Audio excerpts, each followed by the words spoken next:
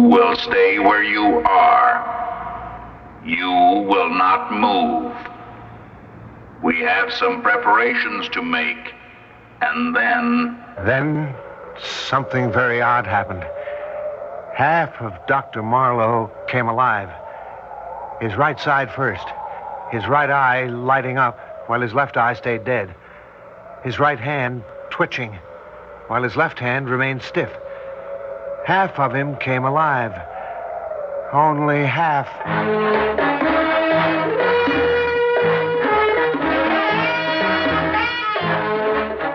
Theater 5 presents Terror from Beyond.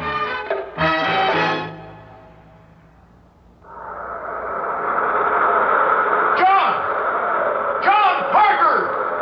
Are you getting this, John? You've got to get it! I don't have much time. They'll be coming back in a few minutes. And try to get it, John. Try and remember. Huh? What's that? Did someone... Remember! Try and remember! So you will not remember. Do you understand? When we are gone, it will be gone, as if it had never happened, and you will not remember. But you've got to remember, John! You've got to! The whole future of mankind, of life on Earth, depends on it! You've got to!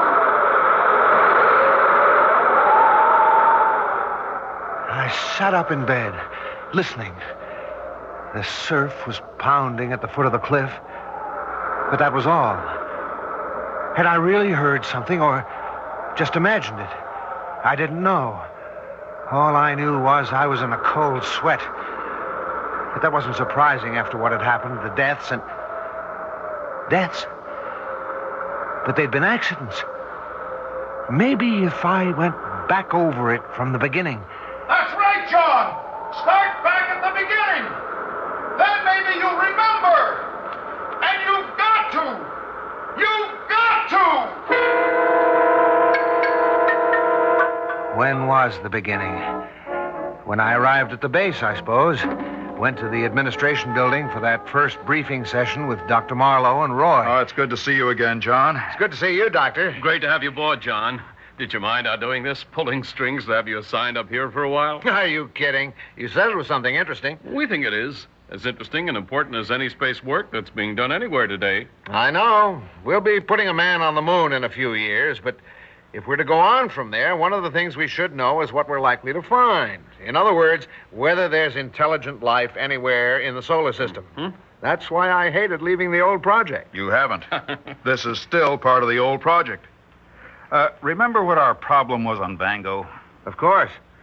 A radio telescope can pick up any message from out there that might be beamed at us, but it's sometimes very difficult to tell precisely where it's coming from. Exactly.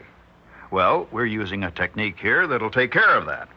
A light beam, rather than radio waves. You mean a laser? Mm-hmm. Yes, we discussed that. We've already hit the moon with a beam no bigger than a pencil, but suppose you do establish a contact, how do you get your feedback, your response? Well, we believe we've solved that problem, theoretically at least. But we needed an electronics specialist to work on it with us. That's why we requested you. When do we start? Right away. By the way, you're sharing a cottage with Roy. Now, why don't you go on down there with him? Drop your luggage, we'll get to work. The work. I remember that. Weeks of it. Finally, the big night. The night of our first test. It was clear and cool. The ocean still, not thundering, but whispering at the base of the cliffs as if it were waiting. All the stars sharp and clear like signposts on the road to the infinite. Dr. Marlowe at the computer, Roy and I at the center console. T-2. Check. By the way, Doctor, I meant to ask you before, what made you pick Deimos as our first target? Well, it was a few weeks after you left the project. We got a message from there. No. Well, there was some question about it, John. First, as to whether it really was a coherent message, and second, as to whether it was from Deimos. The British got a fix on it, too. And it was on the hydrogen wavelength, the one we always said anyone out there would use. That's true. And even though we never got another one, I thought it was worth exploring further. Of course. But that's fantastic. Yes, it's an exciting prospect. But it's also a rather frightening one. Why do you say that? We're reaching out, John. We're getting close to the secret of matter, the origin of life, the mystery of the universe. Sometimes I become a little afraid. Afraid that we may stumble onto something that's too much, too big for us. T-minus 10 seconds. Check. Power on. Give me a reading, John. Vector 9, 18.2 and steady. Time. How long to contact? 3 minutes, 28 seconds. We sat there tensely, watching our instruments and the clock. Then, There it is, the feedback. We've done it. The trick now will be to maintain contact. Wait a minute.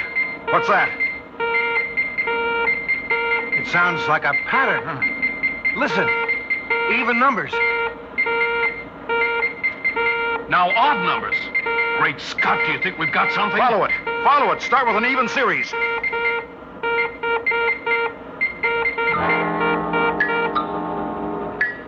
We started following the pattern, and we got nothing. We kept at it all night, most of the next day. Still nothing. Wait, the next night, it's starting to come back to me now. I remember. It was the sound of the generators that woke me. It was about 2 a.m. I padded out along the duct boards to the control building. The lights were on.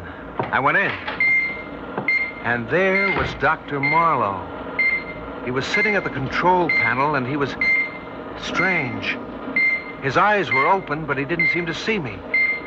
Dr. Marlowe? Dr. Marlowe, what is it? What are you doing? Dr. Marlowe! Then something very odd happened. Half of him came alive. His right side first. His right eye lighting up while his left eye stayed dead.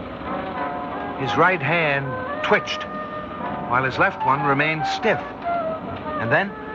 What? Oh, hello, John.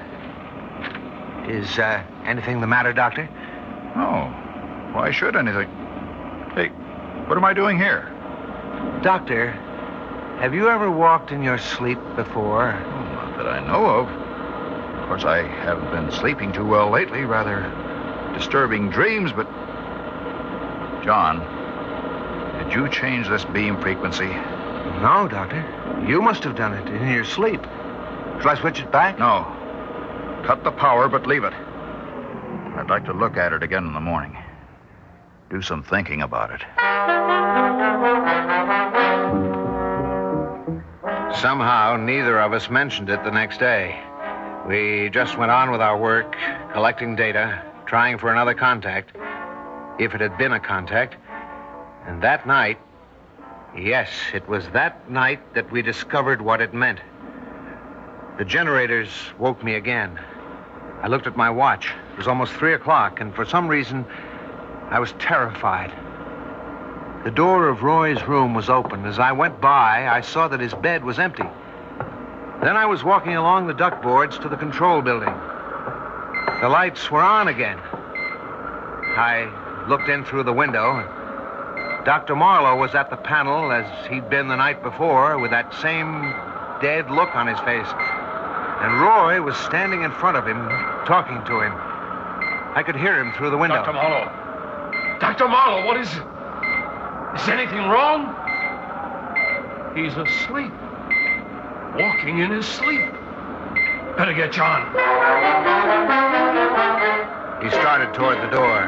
Then, apparently deciding he'd better not leave the generators on, he turned and went toward the master switch. And as he did, Dr. Marlowe moved. His face still dead, expressionless. He got up, took a heavy wrench, and followed Roy. Then, just as Roy put out a hand to throw the switch, he hit him. I saw Roy's body crumple to the floor. I stood there frozen, unable to move.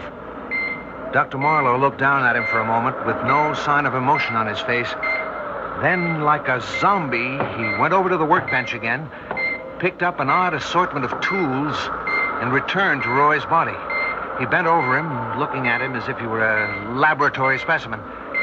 And as I realized what he was going to do, my paralysis left me. I shouted and started for the door, but just before I reached it, I tripped, hit my head, and that was the last I knew.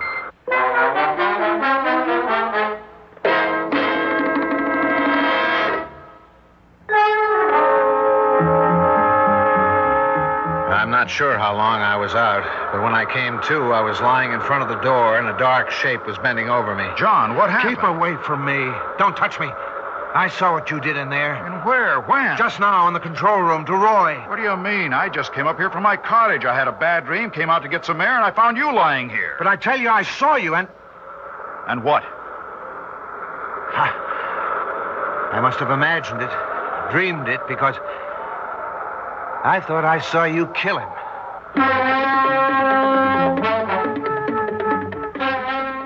We looked everywhere, but there was no sign of Roy.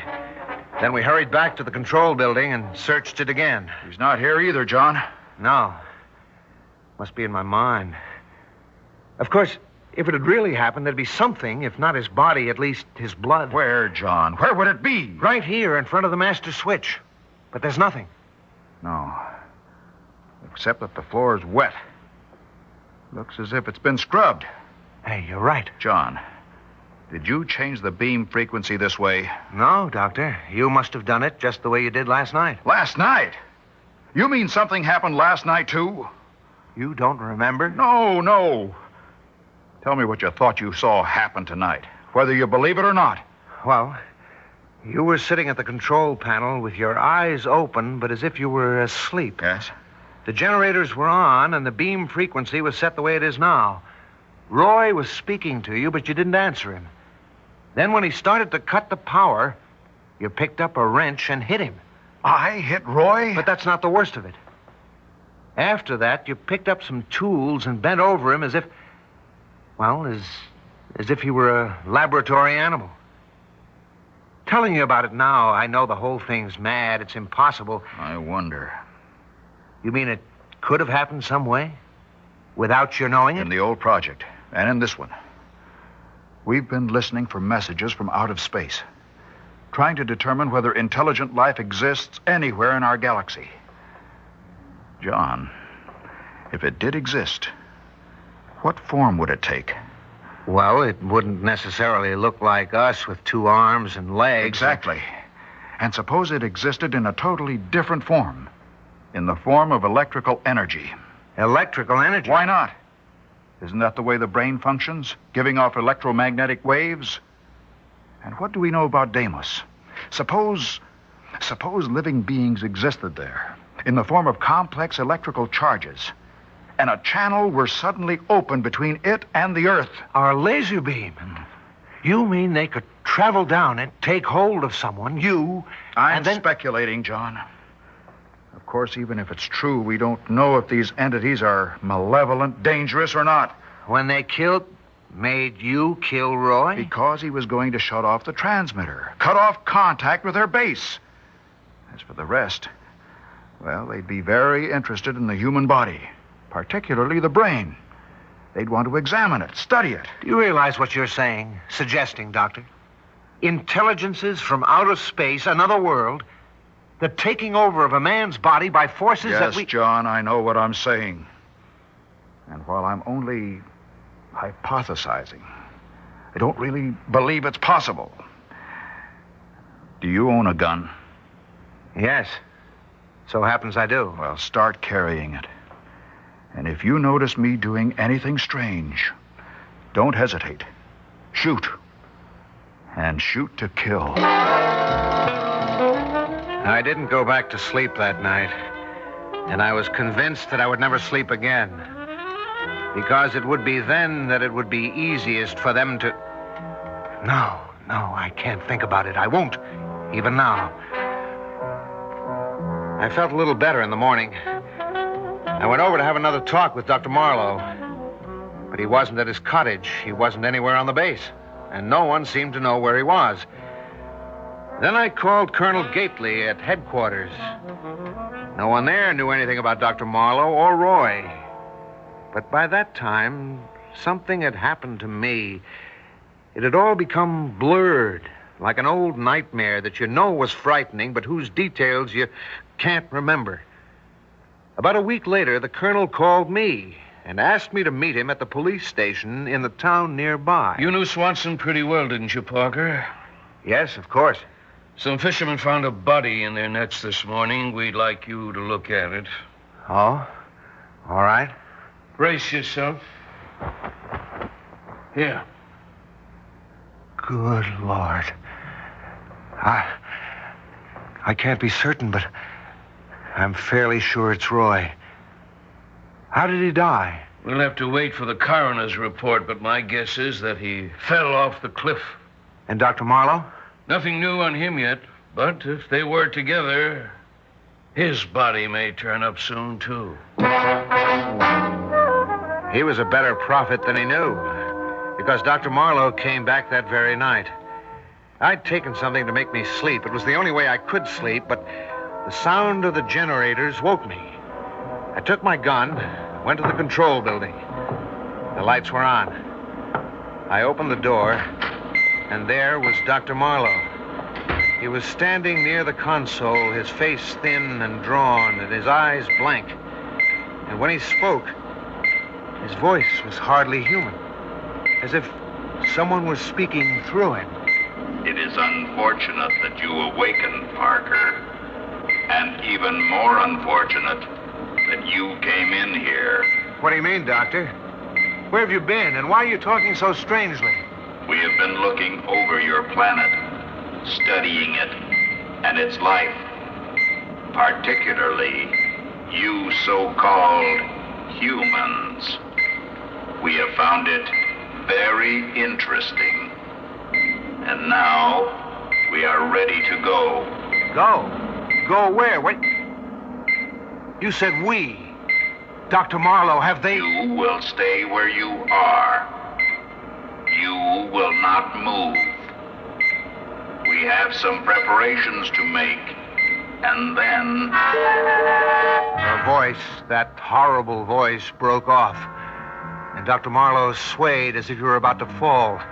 I grabbed him, held on to him. And then his eyes changed, came alive. And when he spoke again, it was with his own voice. John, for heaven's sake, help me. What? They got me. They took me that night. Took me all over the country, looking, examining, studying. They picked my brain, John. And now they're going to take me with them. Take you?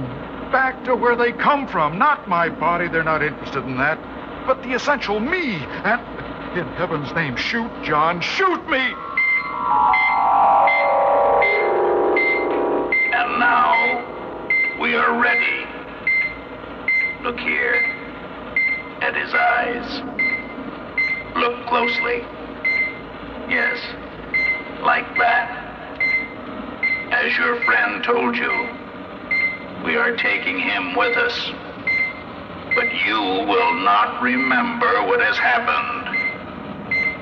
You will remember nothing. Do you understand? Because someday, we may come back. I stood there, frozen, holding Marlowe. Suddenly, he broke my grip, pushed me away. Walking stiffly and mechanically, he went to the door, opened it, and went out along the duckboards to the edge of the cliff. Then, without hesitating, he stepped over the edge and disappeared. Now do you remember, John? It's all true. They exist. And they've got me here. Not only that, but they may return to Earth again for others. And... John, they're coming back now. They're coming. Do something. When I woke up about a half hour ago, I found this all written out on the pad I keep next to my bed. I remember some of what I'd written, but other parts, like Roy's murder and Dr. Marlowe's death, I don't recall at all. Either I'm mad, completely mad, or... No, I can't think about that. In any case, if I showed this to anyone, the world would think I was mad. There's only one thing to do. Tear it up. Every last page of it. Every last page of it. Every last page of it.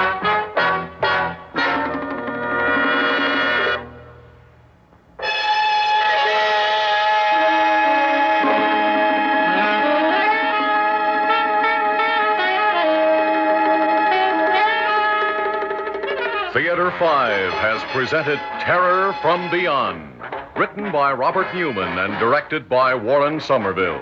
In the cast, Robert Dryden, Ralph Camargo, and Gilbert Mack. Audio engineers Marty Folia and Bill Sandreuter. Sound technicians Ed Blaney and M.C. Brock. Original music composed by Alexander Vlastotsenko. Orchestra under the direction of Glenn Osser. Executive producer for Theater 5, Edward A. Byron. This is Fred Foy speaking.